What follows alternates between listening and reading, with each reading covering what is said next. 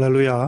오늘은 에베소서 1장 4절에서 6절까지의 말씀을 가지고 선택의 목적이라는 제목으로 말씀의 은혜를 여러분과 같이 나누고자 합니다.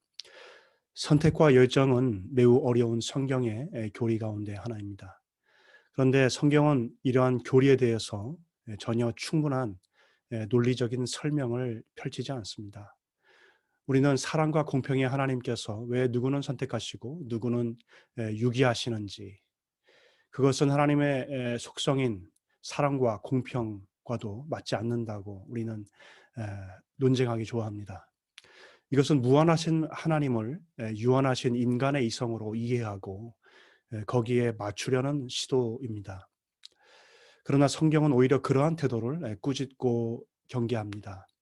토기장이가 진흙 한 덩이로 하나는 귀히 쓸 그릇을, 하나는 천이 쓸 그릇을 만들 권한이 없겠느냐. 내가 누구이기에 감히 하나님께 반문하느냐, 이렇게 말씀하는 것입니다. 우리는 삼위일체의 신비를 다 이해할 수 없습니다. 또한 성자 예수 그리스도의 한 위격 안에 신성과 양성이 서로 나누어지지 않고 섞이지 않고 오묘하게 조화를 이루어서 결합된 그 신비를 이해하기도 굉장히 어렵습니다. 왜냐하면 이러한 것들은 유한한 인간의 이해를 넘어서기 때문에 그렇습니다. 하나님께서는 창세전에 우리를 선택하셨다고 말씀하는데 이 교리 또한 그렇습니다. 우리는 그것이 하나님의 말씀이기 때문에 우리는 아멘 하는 것이고, 그것이 신앙입니다. 선택의 교리만큼 사람들로부터 오해를 많이 받은 교리도 없습니다. 그 가운데 대표적인 하나는 하나님의 선택이 사람의 전도를 불필요하게 만든다는 것입니다. 만일 하나님께서 어떤 사람을 구원하시기로 선택하셨다고 한다면 하나님께서 그 일을 하실 것이기 때문에 사람이 할 것은 아무것도 없다는 그런 입장이죠. 그러나 이것은 가을에 열매를 맺게 해주시는 분이 하나님이시기 때문에 농부가 밭을 갈거나 씨를 뿌릴 필요가 없다고 말하는 것이나 다름이 없는 것입니다. 성경은 하나님께서 선택하셔도 부르시고 그 영혼을 찾는 일에 사람을 동역자로 사용하신다고 말씀합니다. 하나님께서는 천사를 통해서가 아니고 전도에 미련한 것으로 사람들을 구원하시기를 기뻐하셨기 때문에 이 선택이 전도를 불필요하게 만드는 것이 아니고 선택은 전도를 촉진하는 것으로 우리는 보아야겠습니다. 또 만일 사람이 자기의 결정과 의지와 행위로 구원을 받는다고 한다면 그 구원은 불안정하게 되겠죠. 그런 방식으로는 우리가 어느 한순간에 구원을 받을 수도 있지만 또 구원을 받은 다음에 유기될 수도 있기 때문입니다. 그래서 만일 우리가 신앙이 하나님의 영원한 선택에 근거하지 않았다면 틀림없이 사단은 매 순간 우리에게서 신앙을 빼앗아 갈 수 있을 것이다 라고 말한 그 칼빈의 말은 옳습니다. 선택교리는 그래서 우리의 구원에 대해서 이 안정감을 가져다 준다는 것입니다. 그렇다면 오늘 하나님께서 우리를 왜 선택하셨을까요? 그리고 과연 무엇을 위해서 선택하신 걸까요? 오늘 그 선택의 목적을 같이 한번 살펴보고자 합니다. 이 선택의 목적을 한 문장으로 요약한다고 한다면 거룩하고 흠없는 하나님의 아들들이 되어서 그 은혜의 영광을 찬송하게 하기 위함입니다. 그리고 이것을 두 가지로 나눈다고 한다면 첫째는 신자가 거룩하고 흠이 없게 되는 것이고, 둘째는 신자로 하여금 그 은혜의 영광을 찬송하는 하나님의 아들들이 되게 하신다는 것입니다. 오늘 이 두 가지를 잠시 살펴보도록 하겠습니다. 먼저 선택의 목적은 신자가 거룩하고 흠이 없게 하는 것이라는 것입니다. 어떤 사람은 이렇게 말합니다. 내가 선택되었다면 나는 내 행동과 관계없이 구원받을 수가 있기 때문에 이제부터 내가 하고 싶은 대로 하면서 살 거야. 이렇게 말합니다. 그러나 이렇게 말하는 사람은 구원을 아직 받지 못했거나 구원을 제대로 알지 못하는 사람입니다. 왜냐하면 선택의 교리는 죄를 전혀 권장하지 않고 오히려 금하기 때문입니다. 구원에 이르는 선택은 거룩과 함께 가는 것이죠. 따라서 어떤 사람이 믿은 후에 거룩함으로 성장하지 않는다면 그는 선택된 자가 아닙니다. 어떤 사람이 진정으로 선택받은 자이고 구원받은 자인지 어떻게 알 수 있습니까? 그것은 그가 거룩의 삶으로 자라가고 있는가, 이것을 보면 알 수가 있는 것이죠. 오늘 본문 4절은 우리가 선택을 받은 이유와 그 목적을 말해줍니다. 4절에서 이렇게 말씀합니다. 우리로 사랑 안에서 그 안에 거룩하고 흠이 없게 하기 위함이다, 이렇게 말씀합니다.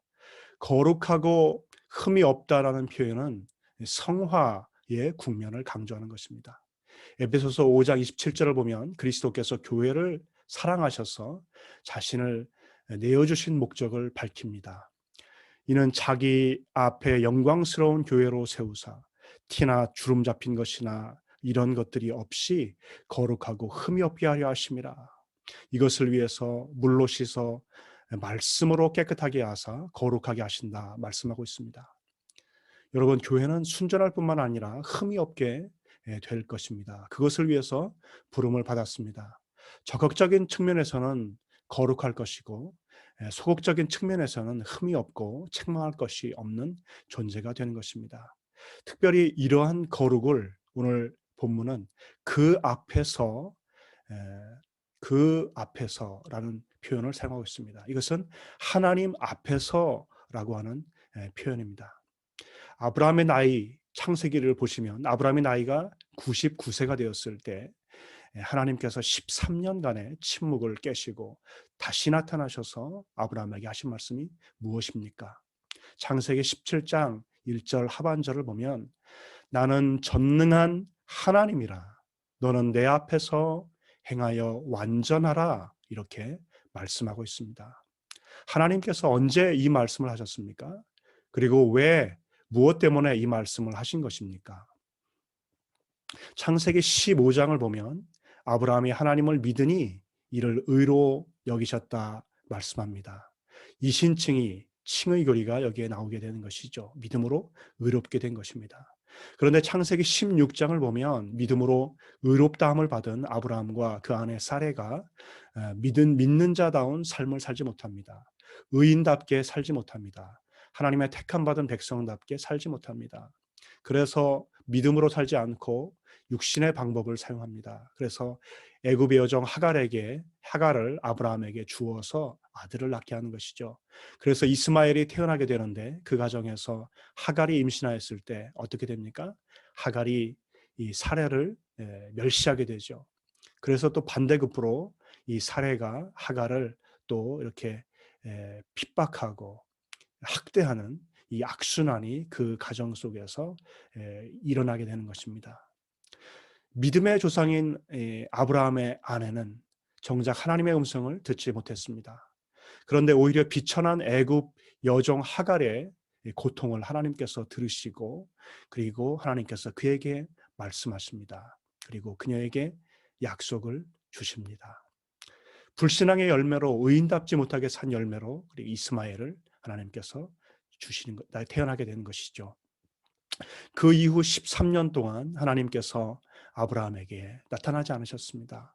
침묵하셨습니다. 그리고 13년 만에 다시 나타나셔서 이렇게 말씀하신 것입니다. 너는 내 앞에서 행하여 완전하라. 여기서 행하라는 말씀은 히브리어 할라크입니다. 걷다라는 동사입니다.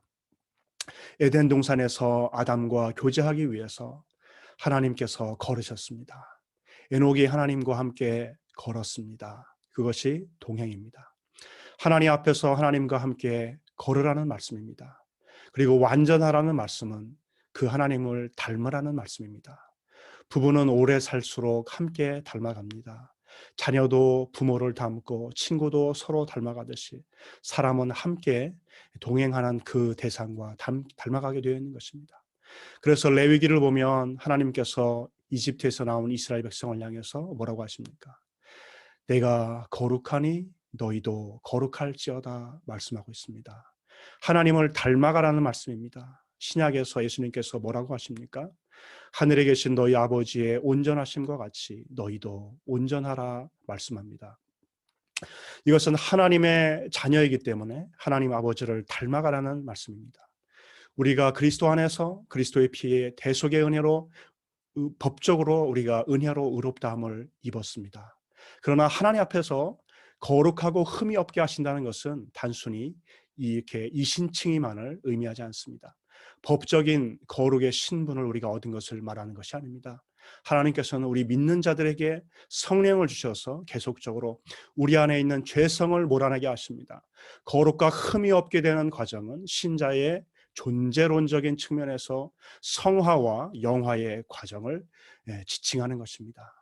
신자가 예수님을 믿고 난 이후에도 아직 몸의 구속이 이루어지지 않았습니다.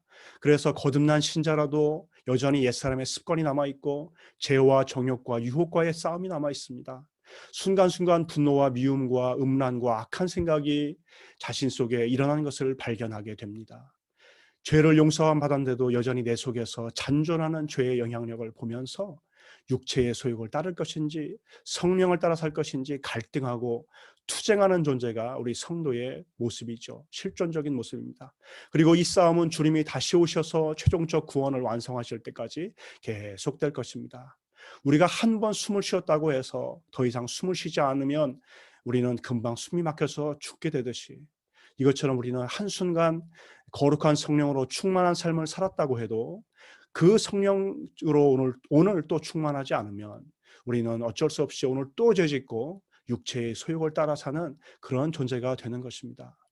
마치 잠수부가 산소통을 메고 계속 그 호수를 통해서 산소를 공급받으면서 그 물속에 들어가서 일을 할 수가 있듯이, 우리 신자는 말씀과 기도라고 하는 이 은혜의 수단 호수를 통해서 이 성령 충만을 계속 공급받으면서 살아야만 이 죄악에 관영한 세상과 같은 이 바다, 이 강물 속에 들어가서 우리가 일을 할 수가 있고 살 수가 있는 것이죠.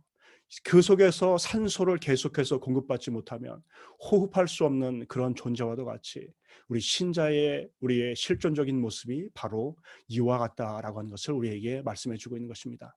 물론 이러한 거룩과 흠이 없게 되는 것은 평생 동안의 성화의 과정입니다. 이 땅에서는 이것이 완전하게 이루어질 수 없습니다.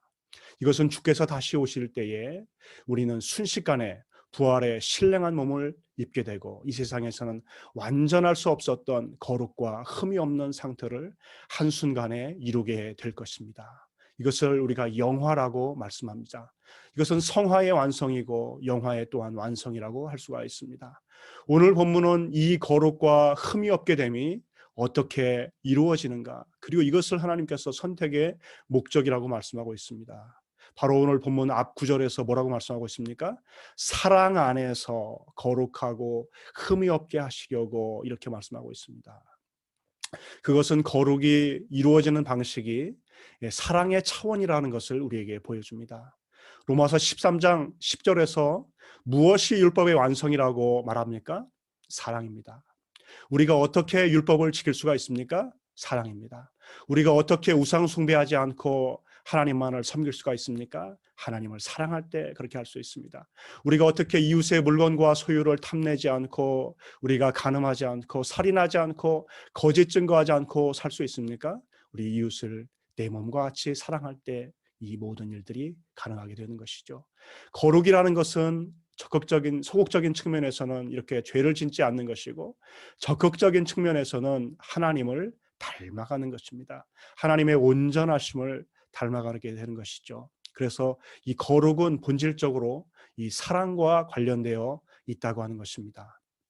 우리가 죄를 짝하고 세상을 사랑하며 그것과 시간을 많이 보내게 된다면 그 사람은 거룩을 이루지 못할 것입니다.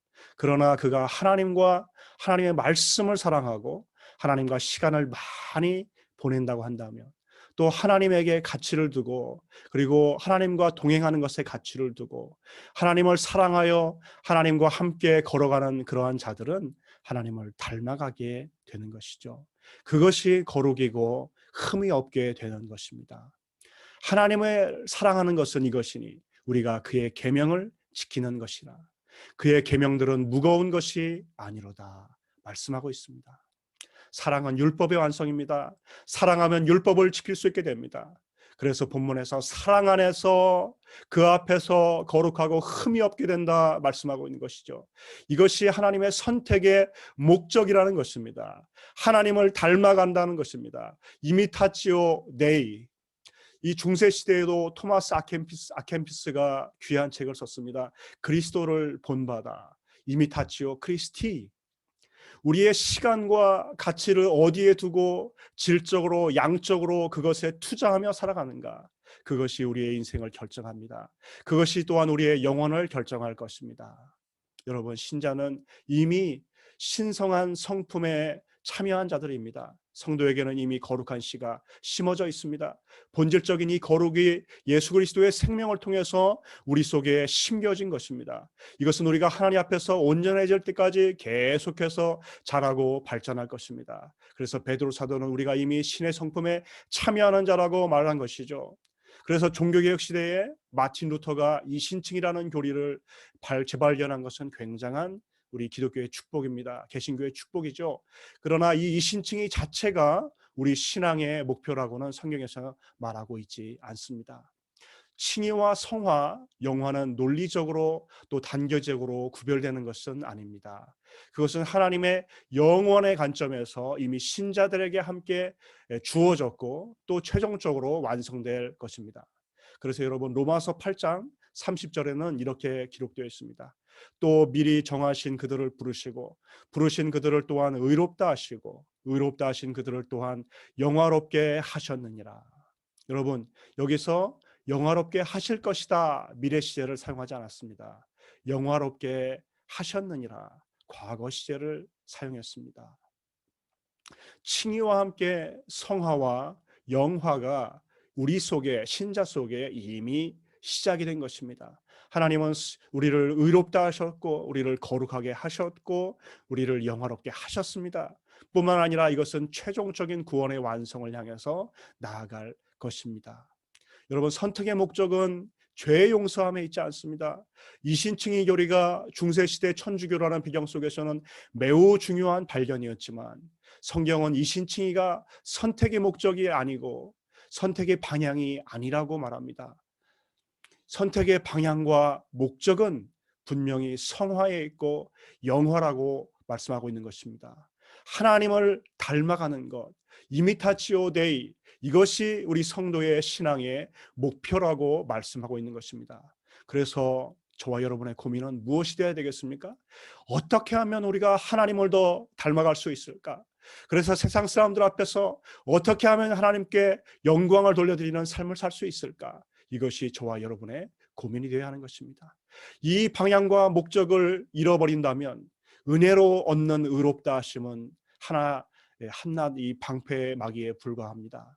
세상과 우리가 타협하는 삶을 살고 주님을 떠난 불신앙적인 삶을 살고 그것에 대한 죄책감을 떨쳐내기에 우리는 급급하지 않습니까? 이신칭의에 의지해서 우리가 제자로서의 삶을 살지 못한 것을 우리가 가림막을 설치하는 것에 우리가 만족하는 우리의 신앙을 하나님께서 과연 기뻐하시겠습니까? 그렇지 않습니다. 너는 내 앞에서 행하여 완전하라 하나님께서 말씀하고 계십니다. 우리로 거룩하고 흠이 없게 하시려고 우리를 택하셨다고 말씀하고 있습니다. 여러분, 이 말씀을 기억하십시오. 주님께서 열매로 그 나무를 알리라 말씀하셨습니다. 선택의 열매와 결과는 거룩이며 흠이 없음이라는 것을 기억하십시오. 거룩은 선택의 결과요 열매입니다. 따라서 그 사람이 과연 선택받았는지 아닌지 판별하는 시금석이 됩니다. 여러분의 삶에서 과연 이러한 거룩이 계속해서 자라가고 있습니까? 여러분은 과연 하나님을 계속해서 닮아가고 계십니까? 이것이 우리의 선택의 첫 번째 목적이라는 것입니다. 두 번째 살펴볼 것은 선택의 두 번째 목적이 그 영광을 찬송하는 하나님의 아들들이 되게 하기 위함이라 이렇게 말씀하고 있습니다. 5절에 보면 그 기쁘신 뜻대로 우리를 예정하사 예수 그리스도로 말미암아 자기의 아들들이 되게 하셨으니라고 말씀합니다. 휘오테시아라고 하는 것은 자녀가 아니라 양자를 가리키는 말입니다. 신약에서 양자라는 말을 유일하게 바울이 사용했습니다. 우리는 하나님의 아들들이 되었지만 예수 그리스도께서 하나님의 아들이신 것과 동일한 방식으로 하나님이 아들들이 된 것은 아닙니다. 성경은 성자 예수님을 말할 때 나셨다 이렇게 말합니다. 우리 신자는 우리에 대해서 말할 때는 양자가 되게 하셨다, 하나님의 아들들이 되게 하셨다 이렇게 구별되어서 표현하는 것입니다. 우리의 아들들됨과 그리스도의 하나님의 아들됨 사이에는 분명한 구별이 있습니다. 그리스도께서는 영원한 출생에 의해서 하나님의 아들이십니다. 우리는 양자가 되어서 하나님의 아들들이 된 것입니다. 우리는 신이 아니며 우리는 다만 신의 성품에 참여하는 존재들일 뿐입니다. 그러나 주 예수께서는 영원한 하나님의 아들로서 그분은 우리와 본질적으로 다르신 분이십니다. 그러함에도 우리를 형제로 받아주시고 하나님의 가족의 일원으로 우리를 받아주신다는 것입니다. 여러분, 이게 말이 되는 소리입니까? 우리에게 어떻게 그렇게 놀라운 크다란 특권을 우리에게 주실 수 있단 말일까요? 이게 너무나 어마어마한 일이라서 어쩌면 우리가 잘 놀라지도 못하고 잘 깨닫지도 못하는 그러한 것이 될 수도 있을 것 같습니다. 그러나 당시에 로마의 시대적 배경 속에서는 이 입양 제도가 있었어요. 그래서 귀족이나 부자가 자식이 없이 살다가 죽기 전에 노예 중에서 한 명을 골라서 자기의 양아들로 삼았습니다.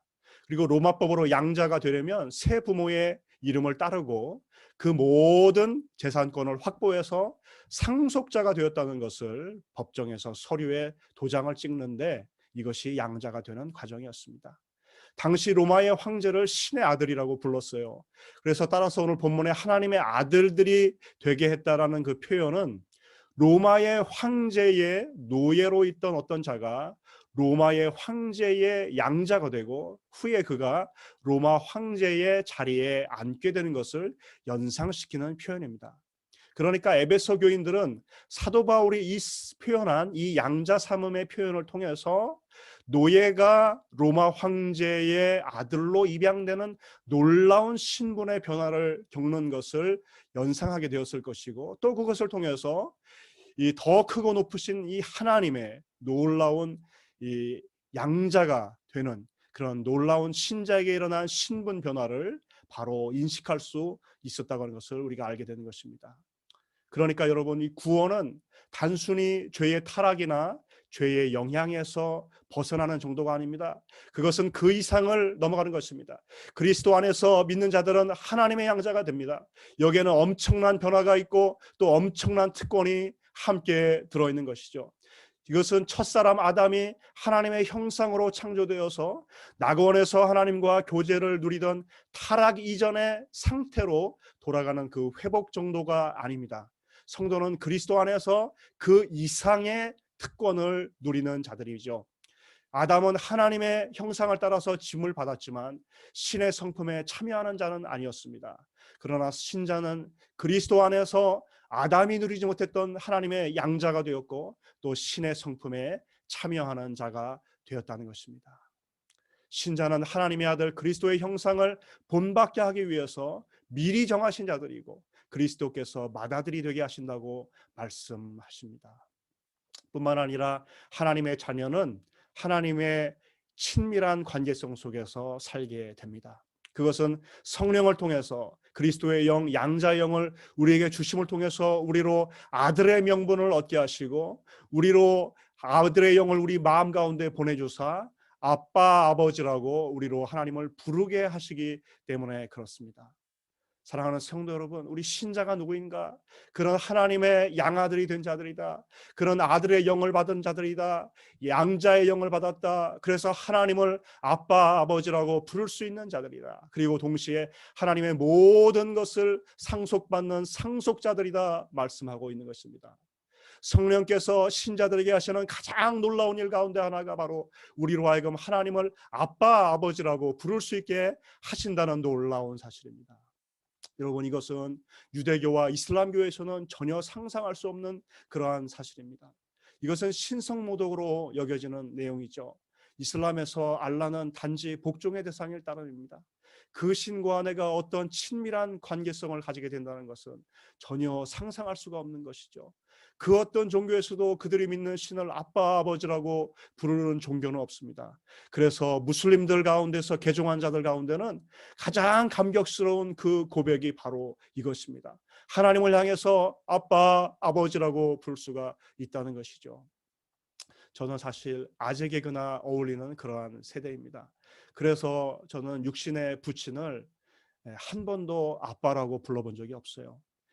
아버지라는 표현을 많이 썼죠. 그래서 하나님께 기도할 때도 하나님 아버지라는 표현이 더 자연스럽습니다. 그런데 오늘 성경 본문은 뭐라고 말씀합니까? 아빠, 아버지라고 말씀하는 것이죠.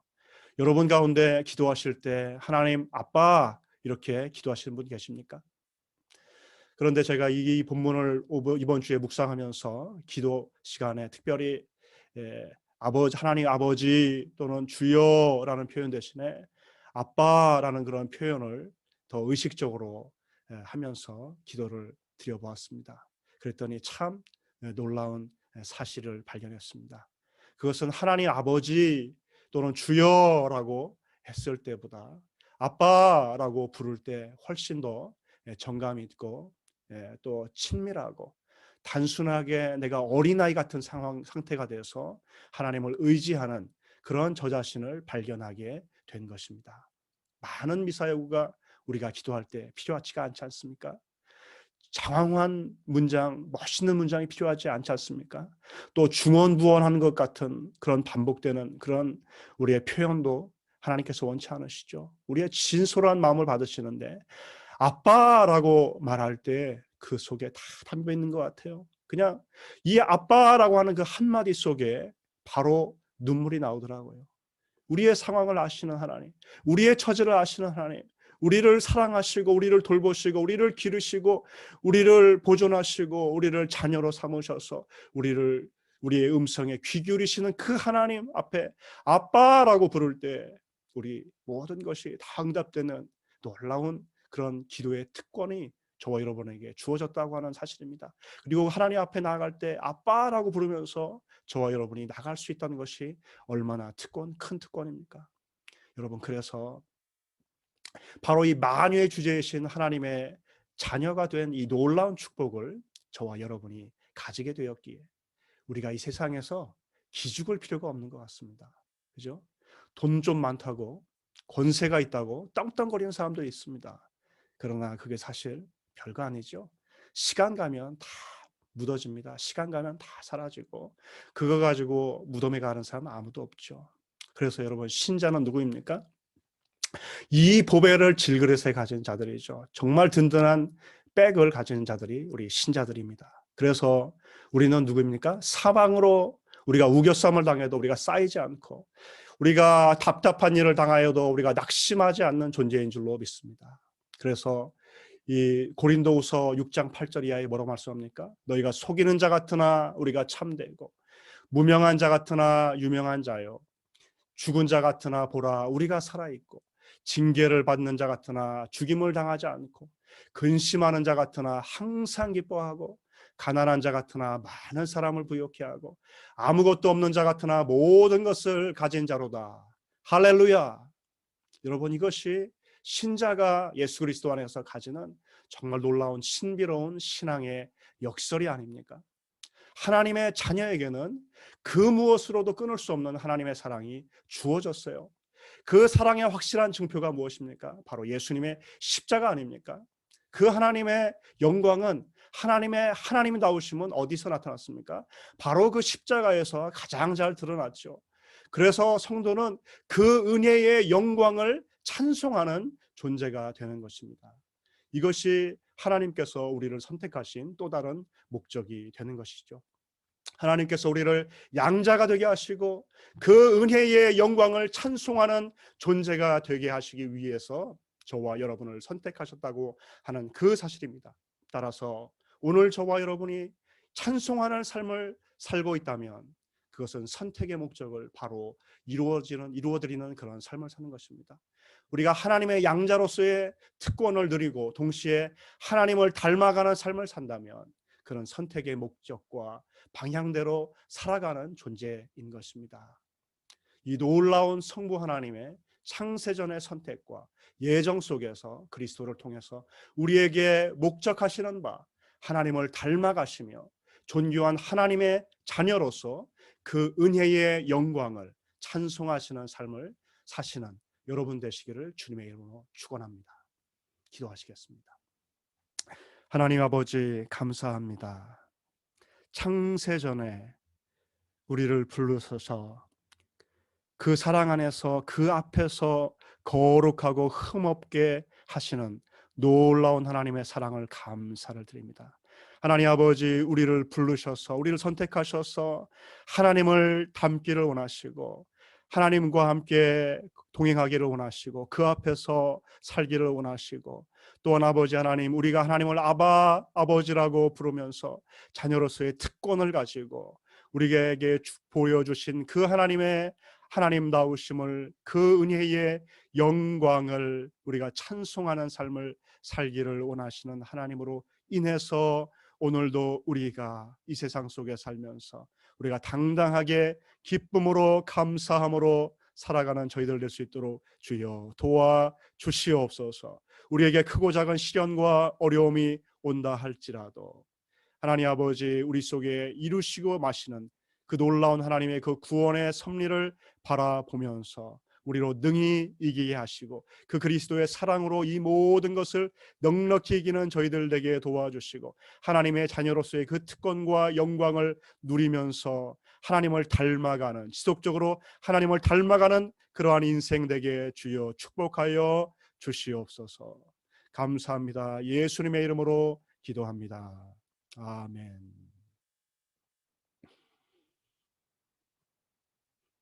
감사합니다. 오늘도 이 놀라운 하나님의 선택의 이 축복 속에서 우리를 향하신 그 선택에 목적하신 바를 이루어 가시는 저와 여러분 되시기를 주님의 이름으로 축원합니다.